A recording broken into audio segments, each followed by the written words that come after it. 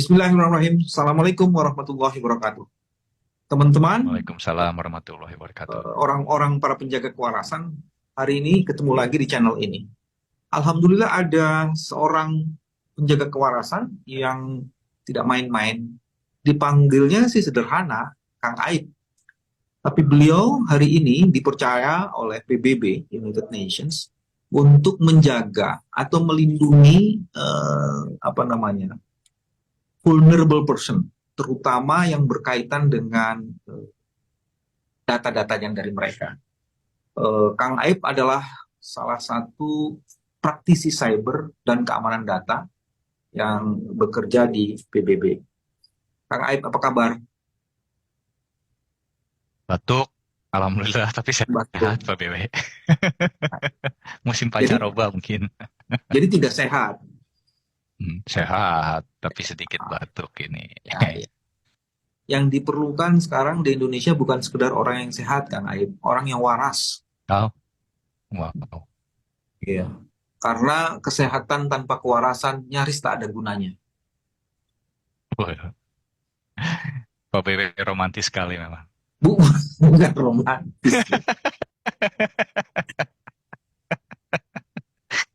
Saya mau mengaitkan soal kewarasan ini dengan situasi di Indonesia. Di tahun politik, di proses elections, di mana kecurangan bersih maharajalela. Jadi bukan bersih maharajalela itu artinya luar biasa merajalela.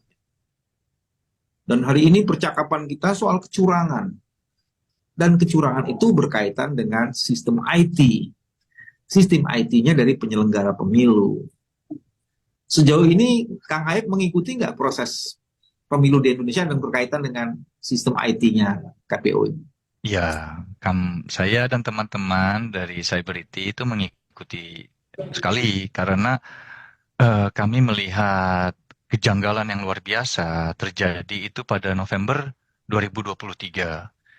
Di mana ada bocor sekitar ratusan juta data pemilih tetap di Indonesia yang sampai saat ini tidak ada akuntabilitasnya, tidak ada yang mampu bertanggung jawab dan menjawab kenapa data bisa bocor dan bagaimana cara cara menanggulanginya di masa depan. Itu tidak ada salah satu pun, Pak BW.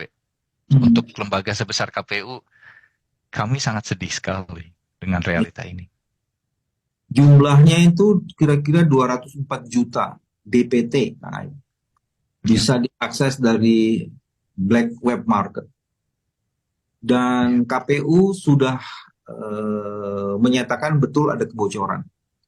Dan bahkan teman-teman eh, komunitas cyber mengatakan itu datanya confirm datanya KPU. Dan ya. KPU sudah katanya kerjasama dengan BSSN ya. Tapi sampai sekarang Kang Aib betul ada tiga hal.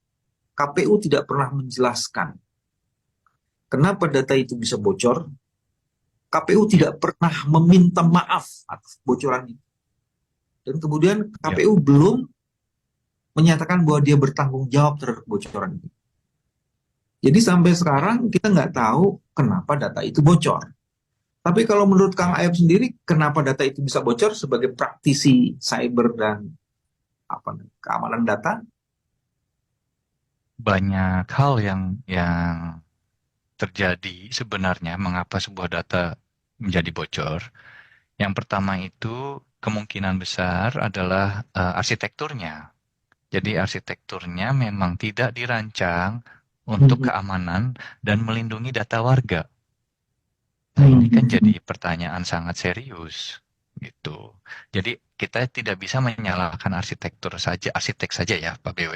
Ini kita ini top level loh. Ini ada Hmm. keputusan tingkat tinggi yang bilang Hmm. kita tuh memang harus mengamankan data warga. Kita harus melindungi warga negara Indonesia. Ini ini kebijakan ada di tingkat tinggi.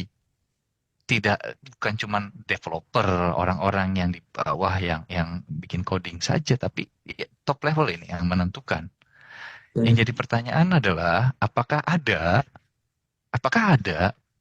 sinyalemen tersebut? Apakah ada niat baik tersebut?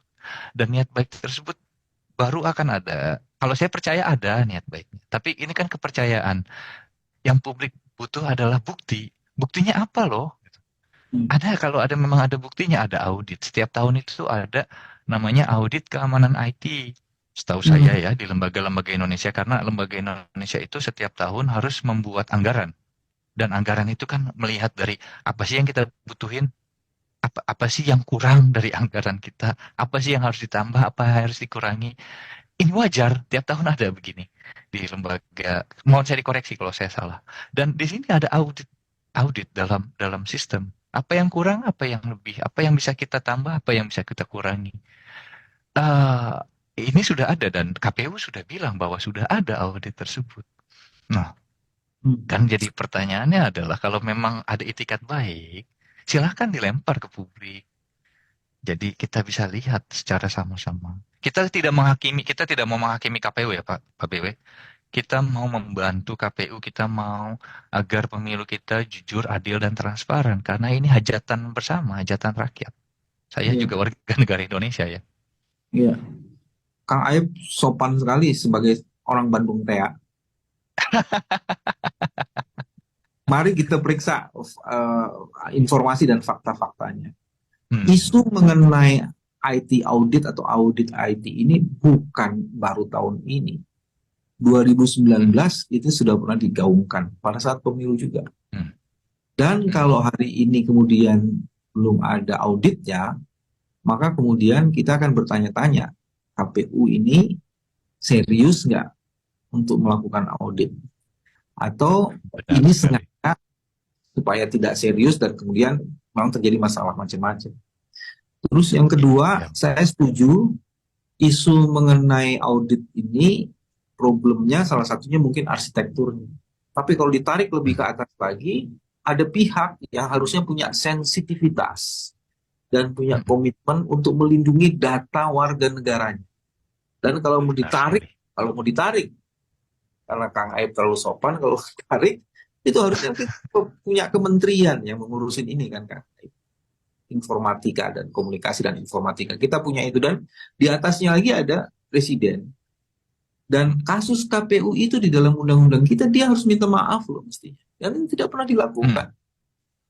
Jadi dari informasi itu atau peristiwa itu saya mengatakan kok memang tidak ada keinginan kuat yang secara sungguh-sungguh untuk membangun sistem IT yang bisa dipertanggungjawabkan dan proven. Itu problemnya. Cuman Kang Aib sekarang pertanyaannya, dengan IT yang semacam itu apa pengaruhnya bagi pemilihan proses pemilu sekarang ini? Apa sih dampak langsungnya itu apa? Saya tidak bicara atas nama warga negara Indonesia. Saya mungkin di sini hanya bisa bicara atas nama pribadi. Saya merasa sedih, kecewa, dan memiliki ketidakpercayaan kepada sistem pemilu. Hmm. Dan ini sangat disayangkan ya, bahwa saya pikir saya bukan satu-satunya orang. Saya pikir bukan satu-satunya orang yang memiliki perasaan ini terhadap KPU. Dan ini jelek sekali loh perasaan ini Pak BW. Saya tidak ingin memiliki perasaan curiga, perasaan paranoid terhadap negara yang seharusnya melindungi saya. Tapi berkali-kali ada bukti demi bukti terjadi berulang-ulang membuat saya berpikir ini memang sengaja atau kalau memang tidak sengaja masih bisa dimaklumi, tapi terjadi bertahun-tahun, sistematis kan ini namanya.